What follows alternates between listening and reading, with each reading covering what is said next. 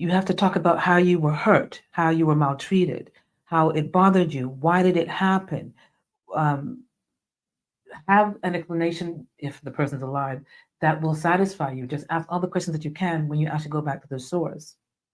You want to do it because you want to give yourself love. You want to show that you care about yourself by addressing and confronting people that have hurt you and harmed you. Now, again, like I said yesterday, got to be careful. Make sure it's in a safe place, but don't carry it. You don't want to be walking around with this pain and this emotion that's not been resolved, because it just eats into you, and it actually probably can create physical ailments that you're not even aware of, like an ulcer. Very common, stress ulcers. Um, you've got to give yourself grace. You've got to give yourself love to be able to do this and to accept that these things have happened. But you have to speak to someone, to hold someone responsible for your pain, so that the person knows and you've got it again out of you. So it's released. So it's not within you eating you up. So you confront them to be able to learn to manage it better, to get peace for yourself. That's the main thing, peace.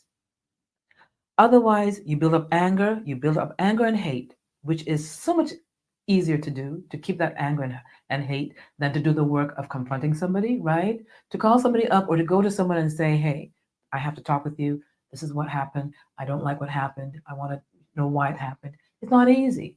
But until you do that, you're not going to be able to release that hate or that pain or that trauma. And you want to do that so that you can move on. Very important. This is across the board for so many things in life. You need to address what is hurting you. Even if it doesn't make sense to you, just do it so that you'll have that resolution at hand.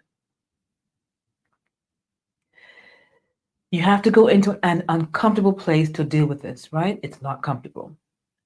We don't hold ourselves accountable for the mistakes that we made when we were younger in life and that have impacted our lives. We have to accept that it is sometimes difficult to acknowledge that we actually intentionally did something either bad or wrong.